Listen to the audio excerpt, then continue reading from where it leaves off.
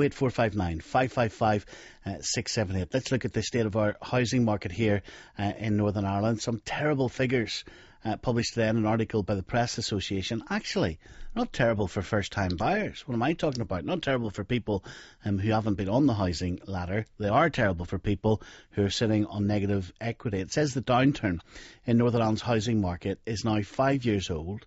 The Royal Institute of Chartered Surveyors is quoted saying some properties here are selling at prices last seen in the early 2000s. Meanwhile, the government's most recent Northern Ireland Housing Bulletin says new house prices fell by almost a tenth in a year. The average property sold for $138,500. That's a 9% decrease. John Minnis is an estate agent with offices in Hollywood and Donegal. Morning to you, John. Good morning, Stephen. Morning. Jonathan Davis, economist, wealth manager, a man that always gives me a hard time in this programme. Good morning, Mr. Davis. Good morning, Stephen. Good morning. So you're going to tell me, you told me so, you're going to tell me that there's even worse news still to come.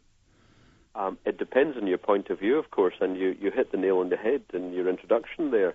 For some people, yes, it'll be bad news. For many people, it'll be excellent news that the housing prices, I believe, will continue to fall, particularly at the higher end of the scale, the larger, previously more expensive properties. I still think they've got a long way to go. But even in the lower end, the starter homes, the two-bedroom flat type things, people have got to realise that although they've come down a long way, lending is not going to pick up for years because the banks are technically insolvent. And on top of that, you've got an economy generally in recession. And on top of that, at some point in the future, interest rates are going to rise. So people should not expect property prices to rise for quite some time. And John Minnis, if you look at what's actually happened here, one of the mind-blowing figures today is that since 2007, properties, in other words, the peak, properties in Northern Ireland have fallen by between 50 and 60%. It's incredible. Some even more than that. 50 and 60% in 5 years. But that is fairly factual. I mean, there had to be a correction. And as we rose through the market so rapidly, I'm afraid when the correction came, we had to come back. If we take out the spike of the boom years, we are back to prices that we were more used to in 2004. Do you think we're back to 2004 prices? Yeah, we are. But I mean, the good news is that we are now recording transactions levels that are the healthiest we've seen in 5 years. We were selling more property today than we have done over the course of the last 5 years. So you're telling me, the last 5 years? Yeah. You're not trying to tell me that you're selling more properties now than you were during the boom years? No. But since the boom years, we are now recording levels of transactions that would tend to suggest, certainly in the lower part of the market, that the Northern Ireland housing market is in some way back on its feet.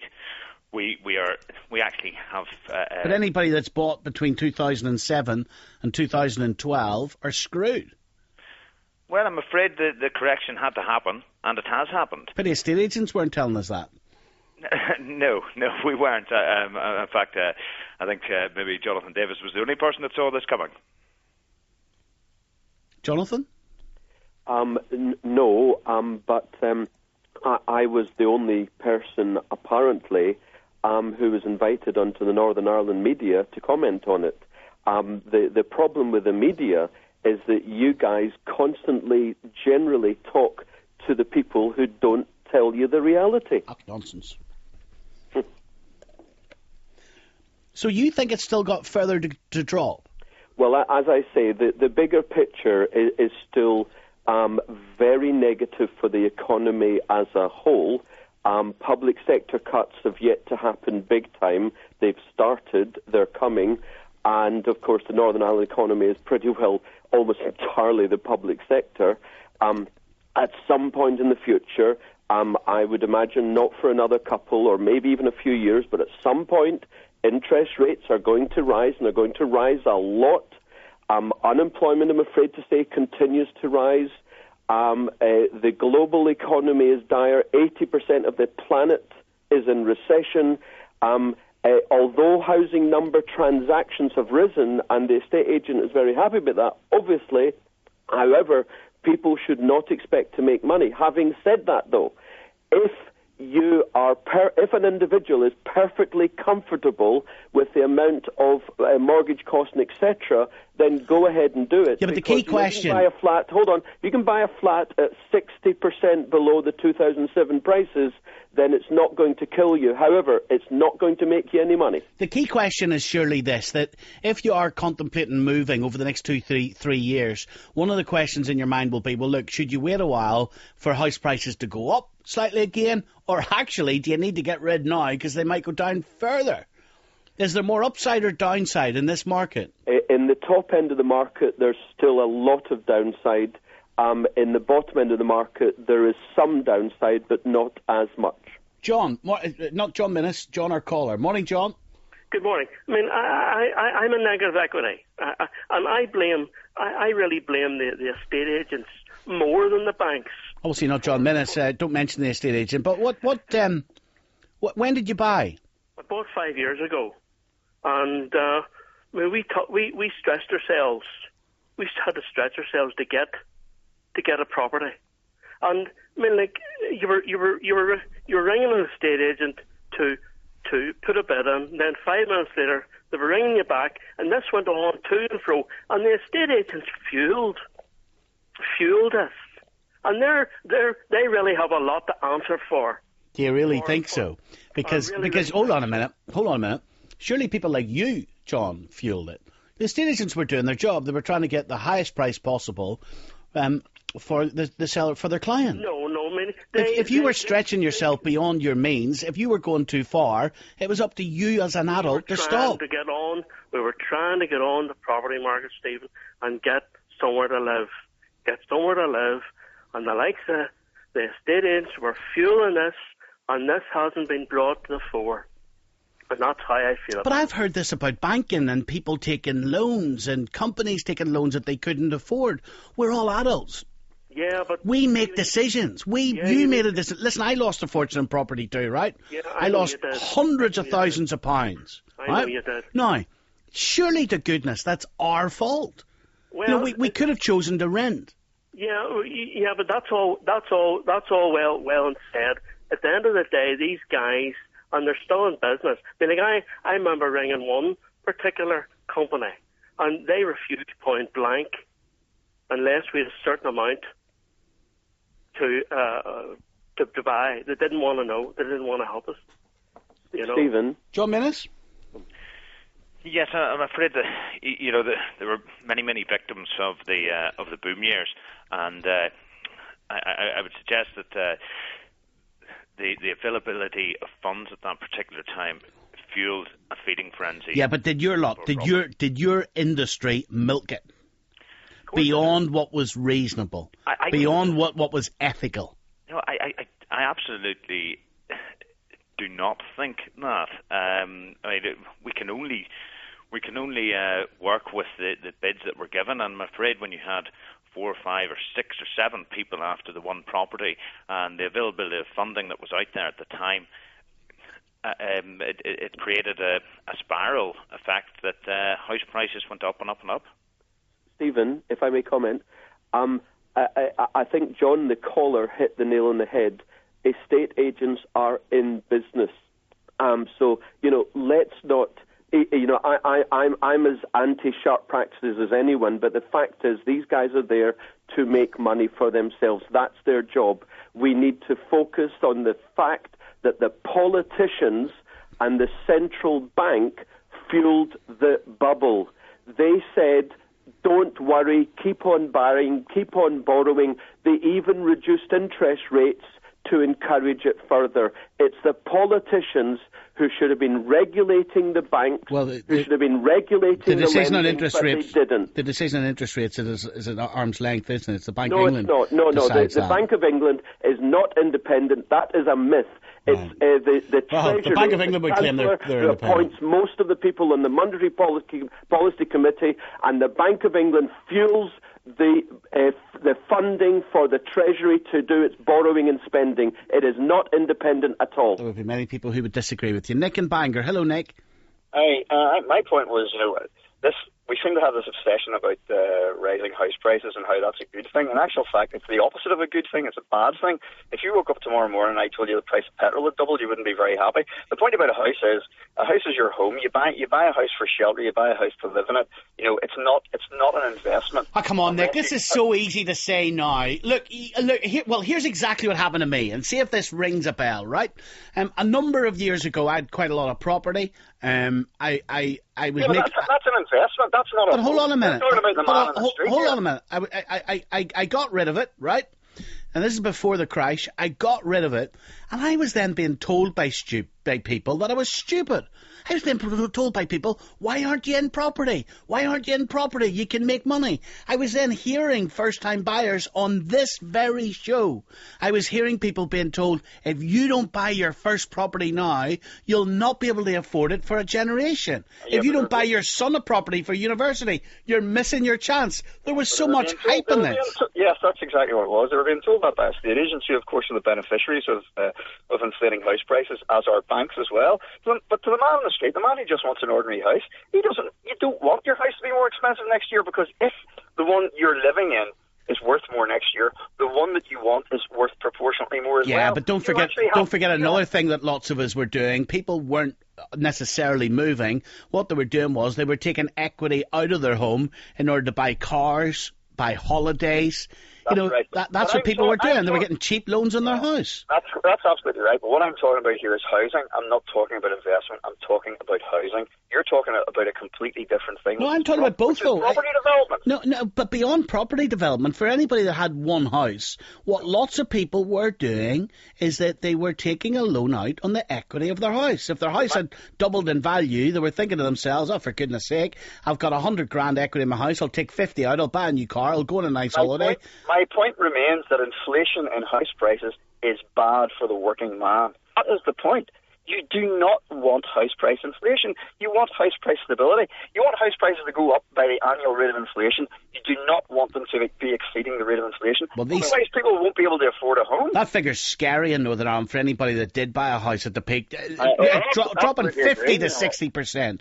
That could take a lifetime to get out of. Yeah, well, the other thing you need to look at is the average wages versus the average house price. Yeah. You've got to divide those two things into each other. And once they get out of kilter, they're either too high or too low. But my basic point still is that, what you want in house prices is just the same rate of inflation. Here's Stephen next. Morning, Stephen. Morning, Stephen. What's your story?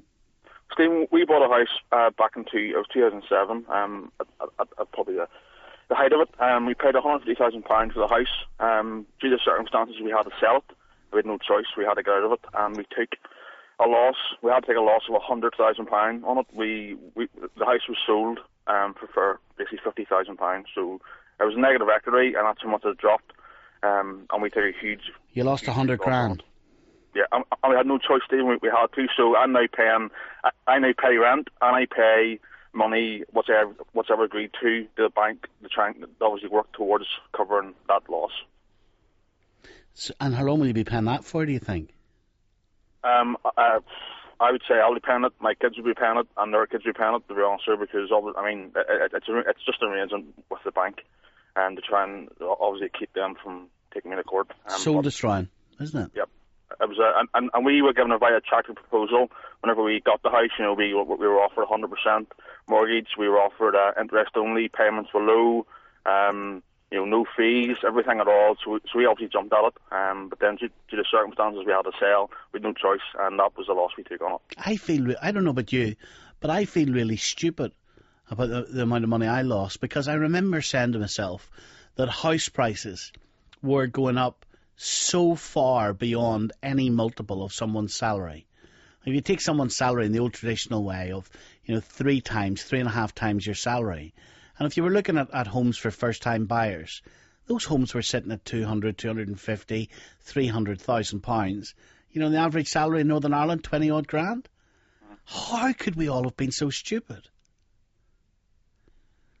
I blame myself on that, Stephen. It was hard to resist, wasn't it?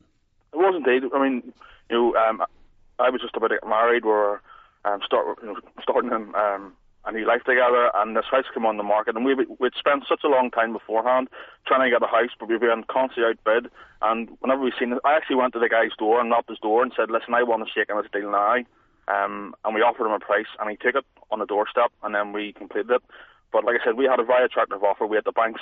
I mean, the checks back, the actual checks also very lapsed. I mean, in terms of checking our salaries and so on, it wasn't as strict as what I thought it would have been. And like I said, we got 100% with no fees, interest only, low payment. But then obviously the whole thing basically was a complete disaster. We had to sell it. We had no choice, and that was the loss that we took on. The house was sold for £50,000. Who do you blame? Well, I certainly put a proportion of blame on myself, because I wasn't a lot more sensible, and I didn't sort of think things down in the future, but you don't know what's going to happen tomorrow. But certainly in terms of the banks and so on, they were very, very, they tried to get us in as quickly as what they could.